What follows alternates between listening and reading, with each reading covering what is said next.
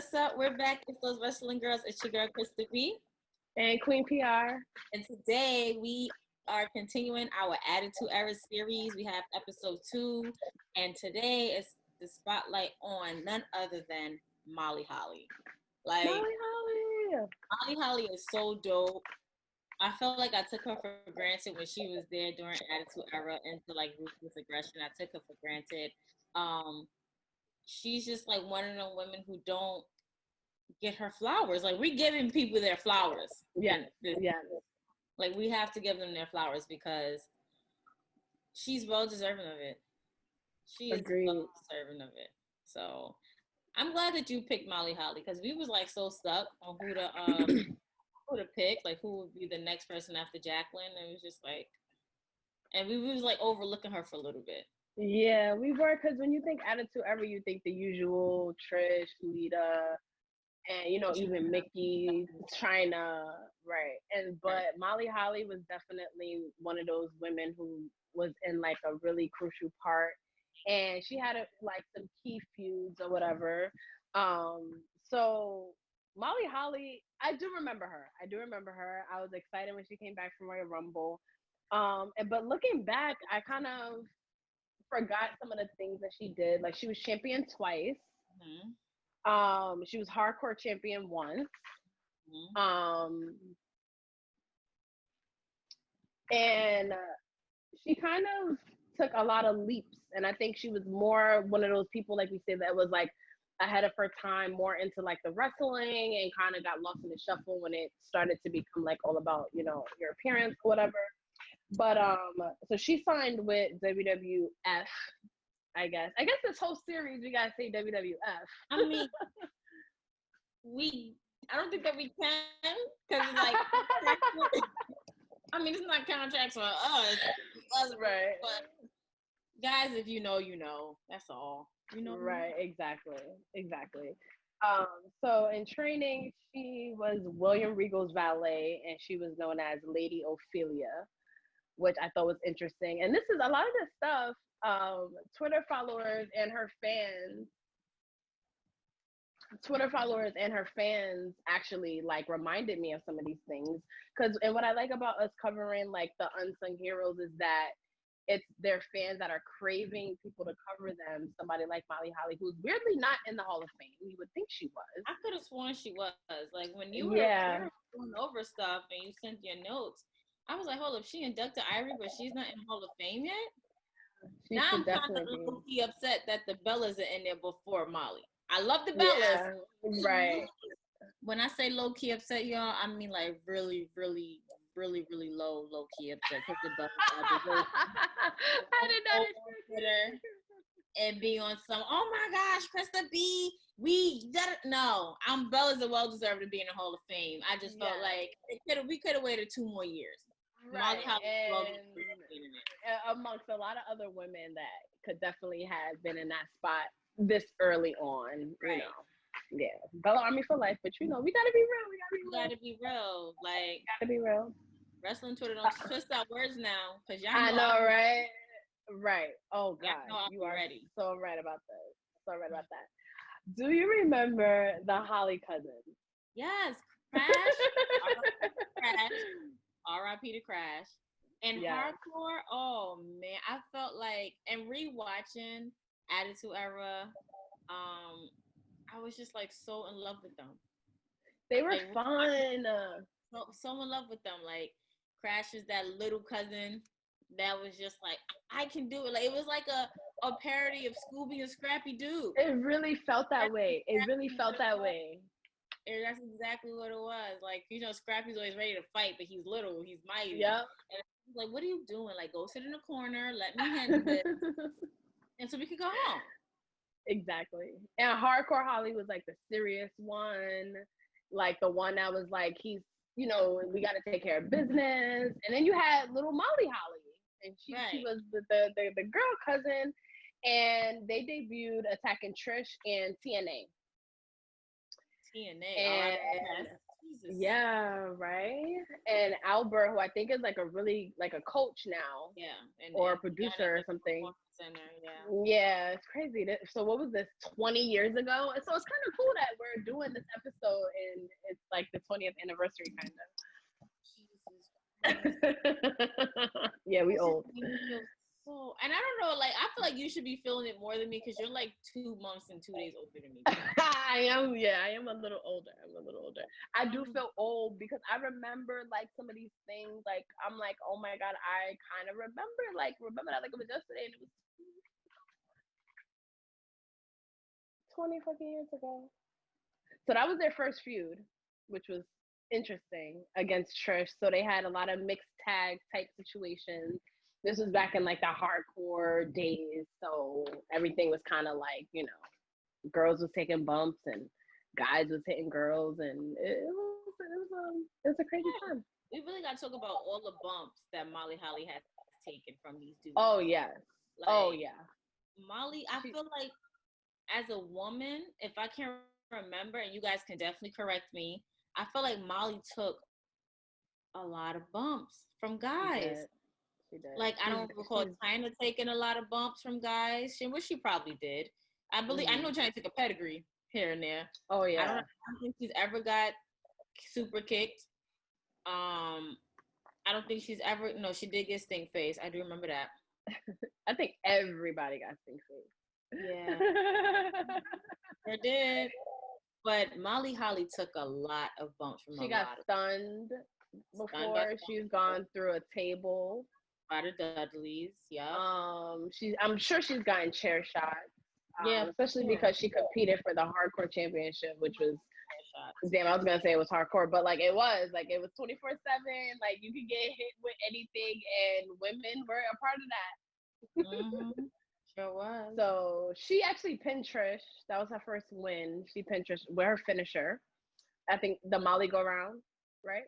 I still love that. And the fact that she can still execute that to this day. Girl. Oh my god, so good. Girl, so good. I need to find my video clip when we were at Evolution and she hit that. Oh yes. Oh my god. Maybe I'll find and post it on our IG or something. Yeah, that would be fun because you definitely, I believe you definitely caught that. Like, yeah, I think and so. She's come back so many times, which is so cool too. So yeah, the Holly Cousins was cute. I remember that vividly and being like they were fun. And then she got into a relationship with Spike Dudley. I think that was my favorite.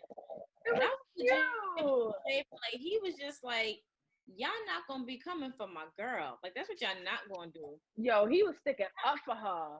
Y'all not like against his brothers, against y'all not gonna come for my girl. Like, and then who was it? When Stone Cold stunned her? Was it when Stone Cold stunned her? And he was like irate, bruh. If my man don't give me that type of energy, I don't want it. Yo, they like, I need that Spike Dudley protectiveness out of you. Like, and Molly Holly had his back too. Like, they was riding out for each other. Mm-hmm. Ride or die. Going against family. Like, oh my God. I need that type of energy. Yo, for real. Like, they was going to be together no matter what. And then on Raw in 2001, the Dudleys actually wanted to put Molly through a table. Like, they was about to put her through a table, and Spike laid on top of her. Like, laid on top of the table. So that she wouldn't go. I was like, oh my God, that is like love right there. That's love. Especially us being 11 at the time. That was love. I know. I was like, oh my God, he's really gonna like protect her. That was like, but then, so you couldn't pull me off the table. You was gonna just lay on top of me so we both feel it. But back then, that was love. That was definitely love. It's funny because I'm very super random, but I was watching this year's Royal Rumble when Otis saved Mandy a couple times from getting eliminated. And I'm like, yo, they've been using these relationship storylines for years. But that one was fun. And Molly Holly said on numerous occasions, actually, that her time working with Spike Dudley and their whole angles was like her favorite and like most fun time in WWE. But that's dope. I can see, but you can see it though. Like looking back at it, you can see how much fun she's had. You can see like where it was fun to actually go out and get those reactions from the crowd and be, oh my God, is Mike, Mike, Marley and Spike. It's nice them, nice right? One. That was an accident. But it was good. Like, you can actually see it on their faces how happy they were to work with each other. Like, I was heartbroken when they broke up. Me too. At that age, we got so lost in it. I was like, how like they were gonna be together forever. Like like when you abandon your family for love, like I mean, it gotta last forever. But then they had a match. They did. Like, of course they did.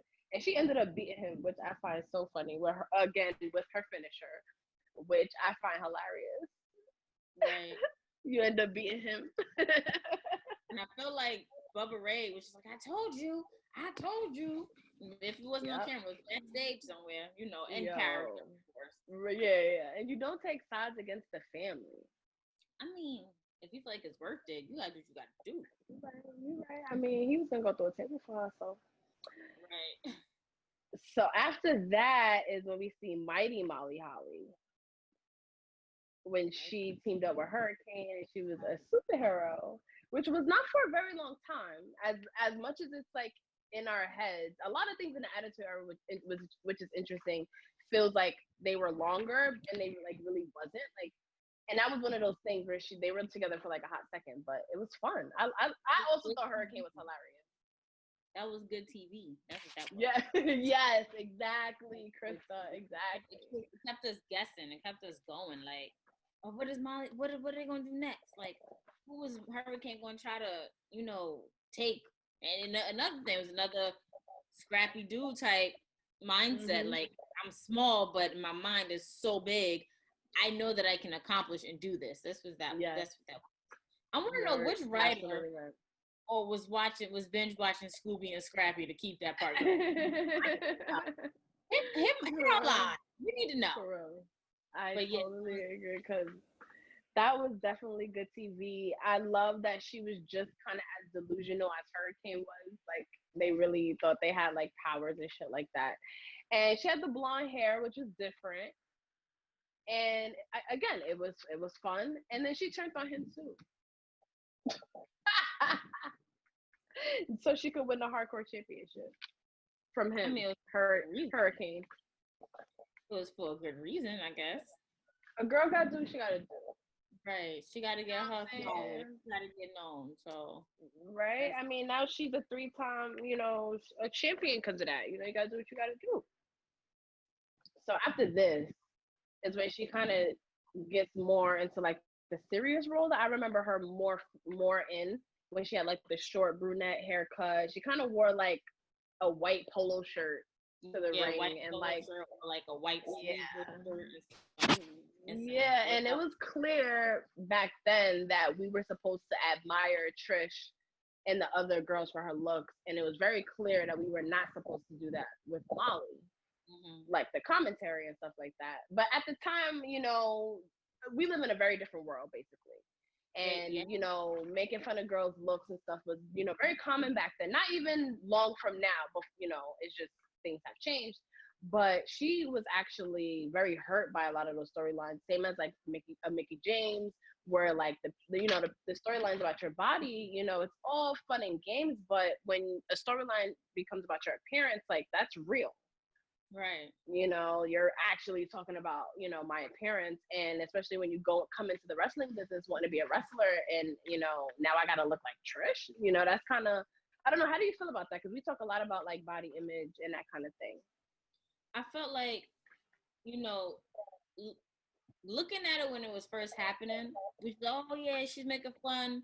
Because, at the time, and no shade, no tea, growing up as Black women, we have curves, we have breasts and lips and butts and nose, like we have that, and stuff that we were watching, it will always project a white girl was never happy if her butt was big, or thick, or if she had big lips to look like, it was always perceived like the white girls was always wanting to be skinnier, and for them to target Molly's butt, like, you can tell like she really didn't like that. Mm-hmm. Like Molly had some curves. She had a normal woman's body, same as Mickey a James. woman's body, and for them to target that, it's just like, wait, so I have to look like? First of all, I don't have an ass. I don't have a big one at that. give me that. I'll flaunt it in some jeans and call it a day. But for them to put such a negative connotation by being voluptuous or being developed, or it especially because it's like a cultural thing, because you know Black people have been made fun of for being voluptuous for years. Now in this day and age, everybody wants ass, everybody wants breasts, everybody wants full lips, everybody wants, you know, either a slimmer nose at the bridge or then kind of, you know, filled out cheekbones. Everybody wants something. But back then it was just like, I want to be me. I don't want to look like a plastic Barbie with big boobs and a big butt, or I don't want to look like the typical video girl with a big butt and da da da da. So for it to be translated into wrestling, and for it to be saying like, yeah, I have this, but you're making me more ashamed of showing it, or you know, of using it. And then I feel like around that time when she would do the Molly go around, it was ready to focus on her, but the commentary behind it would be horrible. Agreed. Yeah, I totally agree.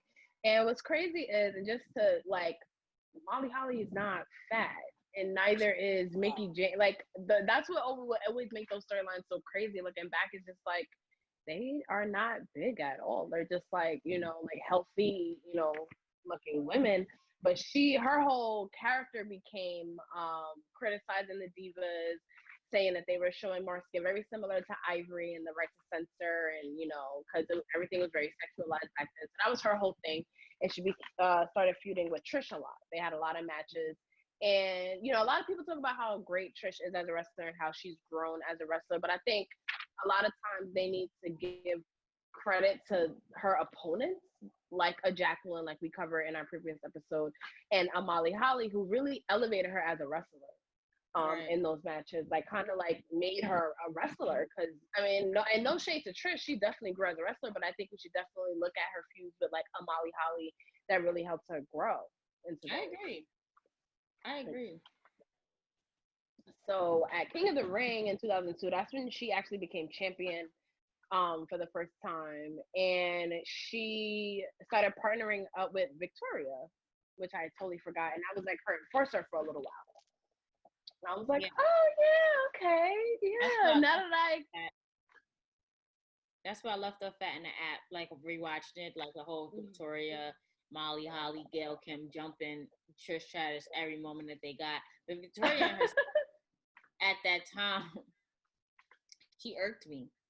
Because that's when she was with Steven Richards, and you know, all that, she irked me. And then her entrance with the eye in the hand. Now, if you guys know me, y'all know that too many eyes bugs me the fuck out. So for me to see that entrance every fucking time with the eye in the middle of her hand, and she going crazy and pulling her hair and shit, it's just like, bro, what? Yeah, she played crazy very well. Wow.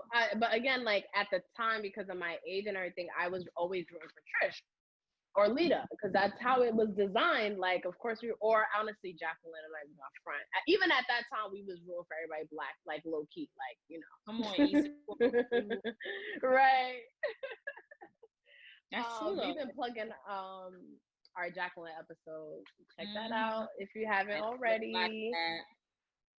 So she actually won her second title in 2003 from Gail Kim. And she feuded with Gail Kim. Well, no, I'm sorry. She teamed with Gail Kim after that, and they feuded with Lita and Trish for a while. Do you remember that feud, or like how did you feel about those matches? And Gail Kim, we haven't spoken about her a lot. We haven't. I feel like around that time, that's when I kind of fell off from watching it. Like that was 2002. 12 years old, from 12 and up, I stopped watching it. So I don't remember anything past that unless I like go back for certain clips or whatever. So it's something I would have to go back on. But Gail Kim as a wrestler herself, being like one of the first Asians, I believe, on TV, Asian wrestlers that was like on TV and not in like Japan. It was good to see because that's another form of representation. Gail Kim was really good at what she did. Like, she came really aggressive. She didn't care. She gave no fucks at all whatsoever. She really didn't. Still doesn't. And then, still don't. But her to feud with Molly and then team with her, I feel like it was a good combination of the two. Because you already seen Molly's pretty, preppy, cute side, but you also saw her villainous side, and it was just like, all right, you never know which one you're gonna get. So it was good too. I feel like it was a pretty good team.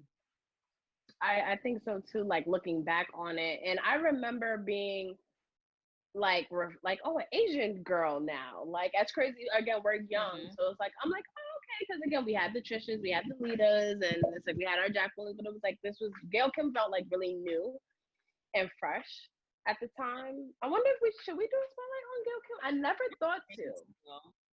What do y'all think? Let us know if we should do a spotlight. Let us know. I'm so curious. Like, I would love to do a spotlight at the time that she was in WWE, especially since she left so controversially.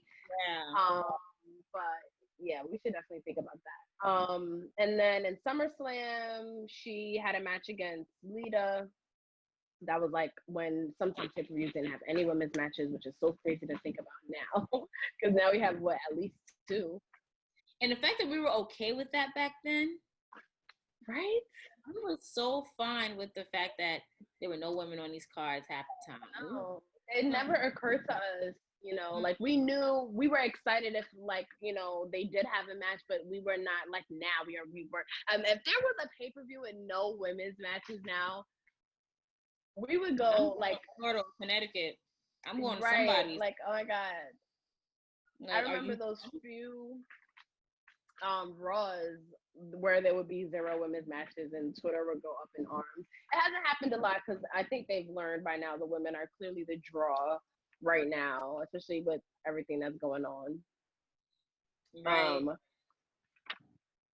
Yeah, the women are killing it as usual. So now I'm excited to talk about this next thing that comes up in Molly's career because it's Wrestlemania 20. And this is probably one of the most memorable Molly Holly moments ever, probably. Is this here?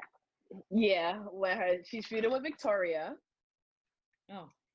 And so they're going into WrestleMania, they're feuding, and it's looking like there's not going to be a women's match at WrestleMania. And why I love this even more is it was Molly Holly's idea. She pitched it to Vince because she wanted another women's match on. She wanted to be featured at WrestleMania, like every other person that's ever wrestled in their life wants to be at WrestleMania. And she volunteered to have her head shaved. That's deep because a bitch is not doing that. Hello. One thing I will not be doing.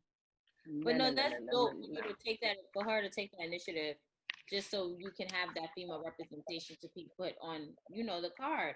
So I applaud that 110%. Like now, I don't think women don't have to go to those lengths to have their head shaved to be on screen. They just fight their ass off. Right. I feel like some of the links that the women go through now is kind of a lot because they go through ladders and shit. Oh yeah, they be taking it there. They be taking it, and I'm proud of it. Like it inspires me to want to low key pursue a wrestling career, but I'm like, nah, sis, you're back. But yep, you're right. I wish it didn't hurt because it looks so fun. I know, right? Like I don't know if they train on how to bump on a ladder, like take a bump on a ladder. Cool. I think no matter how much you train for that, it's gonna hurt. Like you're gonna go home, maybe not in the moment because of your adrenaline, but I feel like you're gonna go back to that hotel and be like, what wake the fuck? Up and your arm is in your back. Like, what the fuck? What's going on? Yo, but Molly Holly's initiative on that, it's dope and it's inspiring. And for people who didn't know, Molly Holly came with a hair versus hair match. So applaud her. Yes, she did, and I think that's something that's right up Vince's alley. Hair versus hair match. I think how could you? And then women shaving their head. It's like how could you really resist that? And it ended up being a huge hit.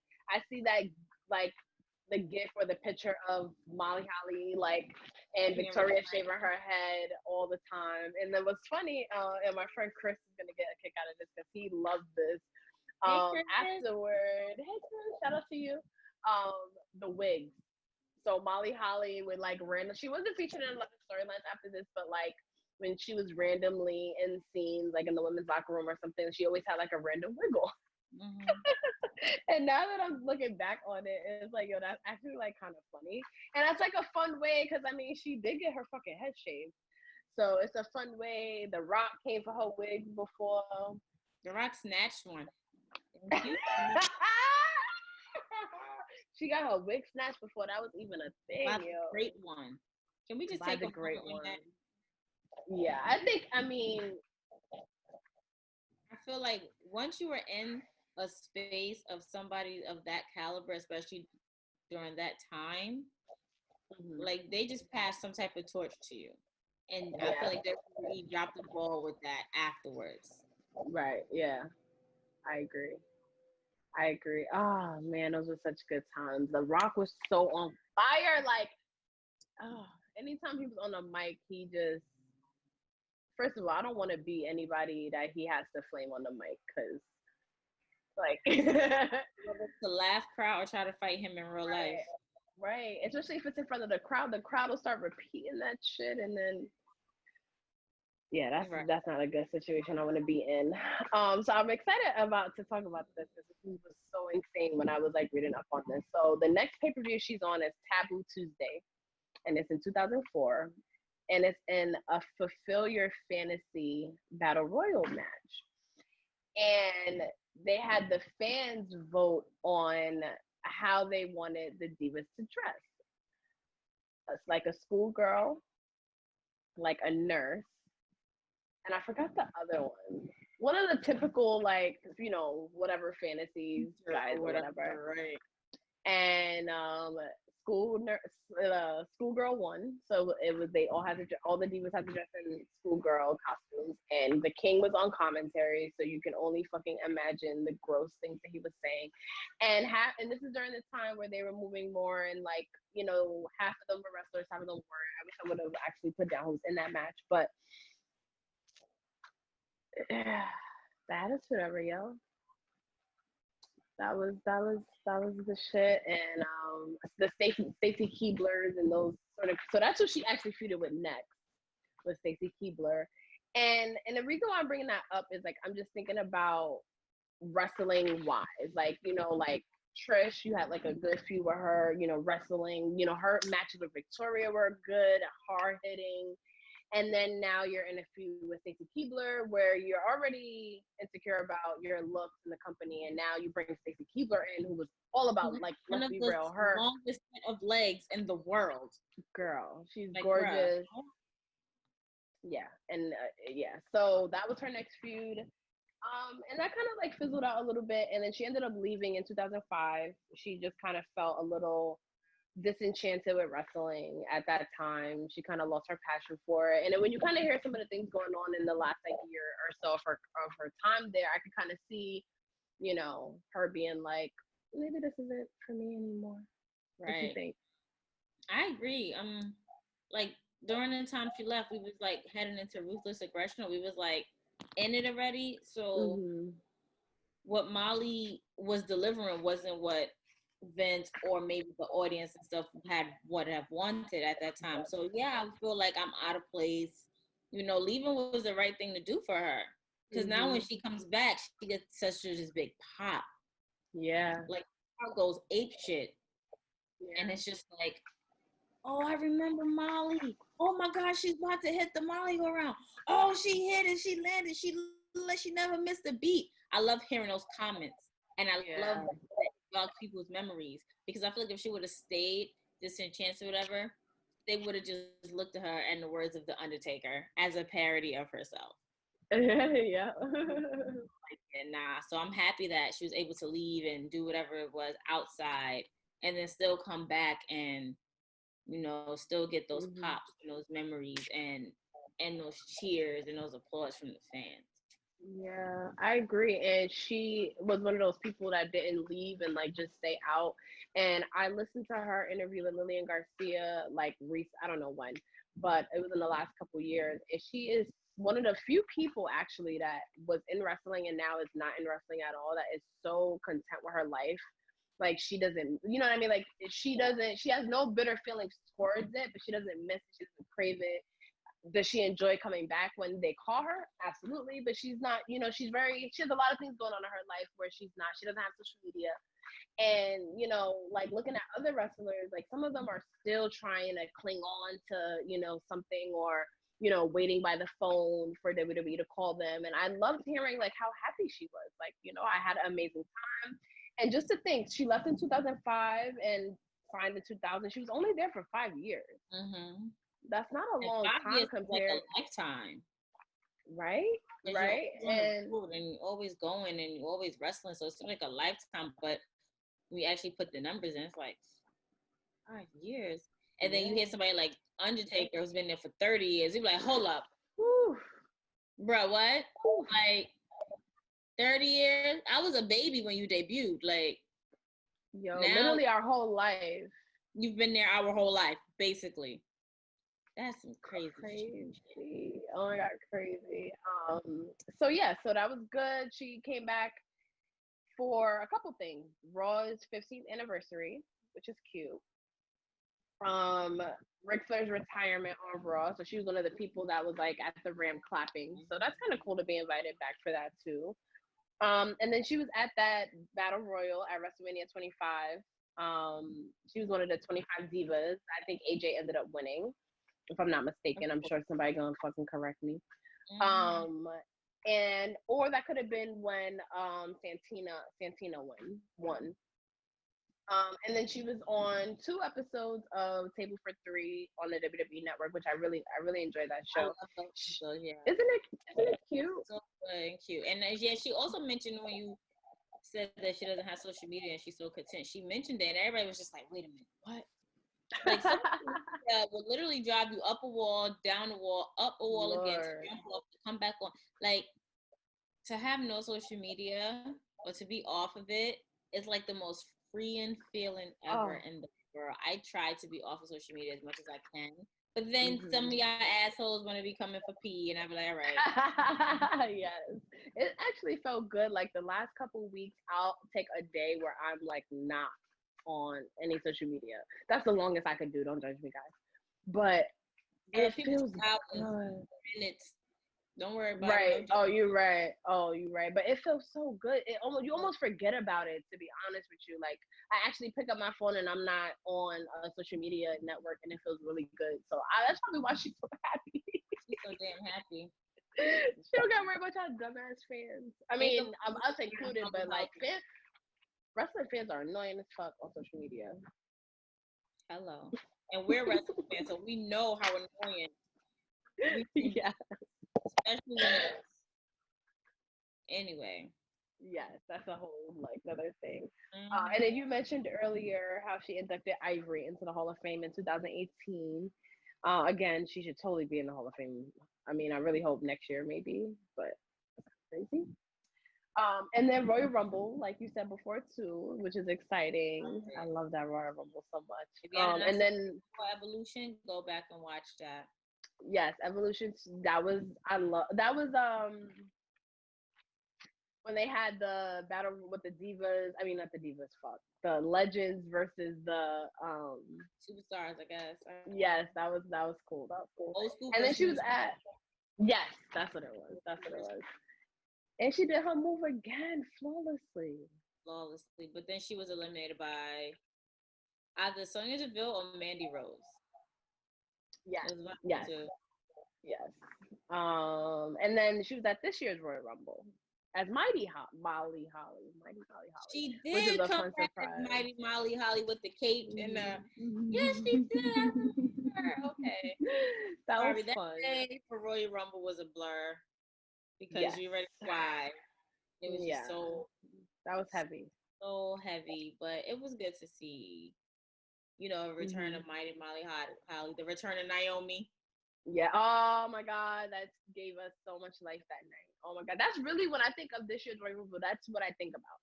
Yeah, is Naomi coming back. Once that music hit, you know how crazy. Remember how crazy we went? We were like, I screamed myself another day. It was either that, and then I was the whole time waiting for Sasha. I remember that, and she just like didn't come out, and I was like, okay. Yeah. She was so mad, y'all. She was so mad. mad. Oh my god, I was so mad. I think I did record it. I had my Sasha shirt on. I was like, this is the year she's gonna win, and then fucking Charlotte asked one.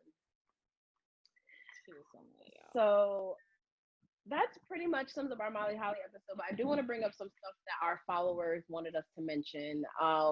So she once did a Molly go round off of the Big Show's shoulders. I remember that. I'm like, once this, you not scared? That's a. I took a picture with the Big Show. You forgot, like he was at my job, and I took a. Thank God for Juju, because if I didn't have Juju, Juju's the best. It was literally a 20-minute drive. In my case, a 15-minute drive. Like, thank God for Juju. But the Big Show is really huge. So for you to stand on the shoulders of a 7-foot giant and do a whole Molly go around, girl, I would have prayed to every God there was. Oh my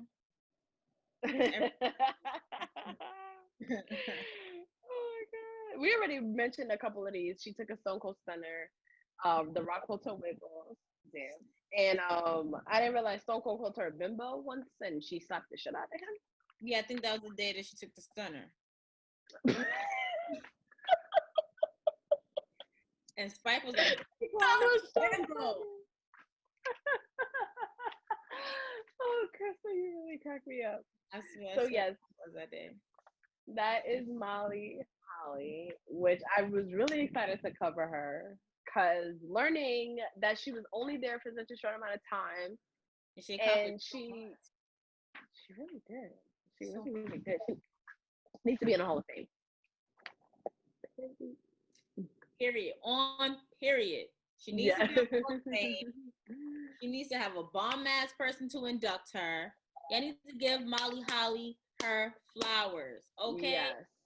WWE, we know y'all at this point listening to our podcast. Our names have crossed your doorsteps plenty of times. I'm sure. Definitely. So, from Krista B and Queen PR to WWE, Vince McMahon, Stephanie, Triple H, Shane, and everybody else, give Molly Holly her flowers. Put her in WWE Hall of Fame. And I mean, she got her head shaved. I mean, come on. No other woman was going to shave their head. I wasn't. No. He wasn't. Just saying. Just saying. No, but this is a really fun episode to do. Yes, yes. Who should we do next, guys? Let us know. Let us know. Because now P has me thinking Gail Kim. But Gail Kim should be towards the end, because she was like coming in doing Ruthless Aggression. Ruthless. Yeah, I agree. Maybe Ivory or Jazz, maybe. Jazz, maybe. I feel like Jazz was also coming in towards Ruthless Aggression. Like later on. Ivory was definitely in the Heart of Attitude era. Yeah. Oh man, we have to. I want to do a spotlight on Mae Young. Can we not?